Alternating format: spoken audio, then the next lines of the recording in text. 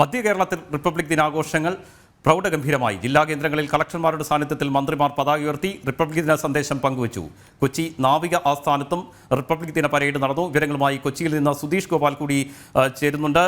സുധീഷ്, രാജ്യം പ്രൗഢഗംഭീരമായി തന്നെ റിപ്പബ്ലിക് ദിനാഘോഷം കൊണ്ടാടുകയാണ്. ഇതിനിടെയാണ് മധ്യ കേരളത്തിലും വിപുലമായി തന്നെ ആഘോഷ പരിപാടികൾ സംഘടിപ്പിക്കുന്നത്. എന്തൊക്കെയാണ് വിശദാംശങ്ങൾ?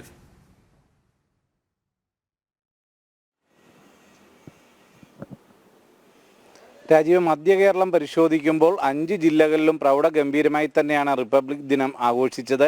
75ാം റിപ്പബ്ലിക് ദിനാഘോഷങ്ങളുടെ ഭാഗമായി എറണാകുളം ജില്ലയിൽ റവന്യൂ മന്ത്രി കെ രാജനാണ് പതാക ഉയർത്തിക്കൊണ്ട് റിപ്പബ്ലിക് ദിന ആഘോഷങ്ങൾക്ക് തുടക്കം കുറിച്ചത്. അതിനുശേഷം പരേഡ് നടന്നു. പരേഡിനെ അഭിവാദ്യം ചെയ്തും അതിനുശേഷം റിപ്പബ്ലിക് ദിന സന്ദേശവും അദ്ദേഹം പകർന്നു. അതിലേറ്റവും പ്രധാനമായും അദ്ദേഹം ഇത് ചരിത്രം മാറ്റി എഴുതാൻ ചിലർ ശ്രമിക്കുന്നു എന്നൊരു വിമർശനവും ഉന്നയിച്ചു. തുടർന്ന് വിദ്യാർത്ഥികളുടെ കലാപരിപാടികൾ, അത് ലഹരിക്ക് എതിരായിട്ടുള്ളതായാലും ദേശഭക്തി ഗാനങ്ങളായാലും അത്തരം കലാപരിപാടികളും ഒക്കെ തന്നെ അരങ്ങേറി. എന്തുകൊണ്ടും ഏറെ ആകർഷകമായ രീതിയിൽ തന്നെയാണ് എറണാകുളം ജില്ലയിലെ റിപ്പബ്ലിക് ദിന ആഘോഷം നടന്നത്. അതിന് സമാനമായി തന്നെ കോട്ടയം, അതോടൊപ്പം തന്നെ ഇടുക്കി, ആലപ്പുഴ, തൃശ്ശൂർ ജില്ലകളിലും സമാന രീതിയിൽ തന്നെ പ്രൗഢഗംഭീരമായി തന്നെയാണ് ഈ ആഘോഷ പരിപാടികൾ നടന്നത്. കോട്ടയം ജില്ലയിൽ സഹകരണ മന്ത്രി VN വാസവനാണ് പതാക ഉയർത്തിയതും റിപ്പബ്ലിക് ദിന സന്ദേശം പകർന്നതും. അതോടൊപ്പം തന്നെ ഇടുക്കിയിൽ റോഷി അഗസ്റ്റിൻ ജലസേന മന്ത്രിയായിരുന്നു പതാക ഉയർത്തിയത്.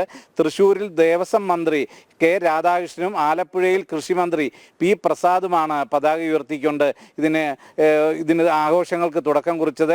ഇവിടെ എല്ലാം തന്നെ എടുത്തു പറയേണ്ട ഒരു കാര്യം, ഇപ്പോൾ ഇടുക്കിയിൽ ഈ ഒരു റിപ്പബ്ലിക് ദിന സന്ദേശമായി പറഞ്ഞത് ഇടുക്കിയിലെ ഭൂപ്രശ്നങ്ങൾക്ക് പരിഹാരം കാണാനുള്ള നടപടികൾ ആരംഭിച്ചു എന്നതാണ് ജലസേചന മന്ത്രി ഈ സന്ദേശമായി പങ്കുവെച്ച ഏറ്റവും പ്രധാന കാര്യം.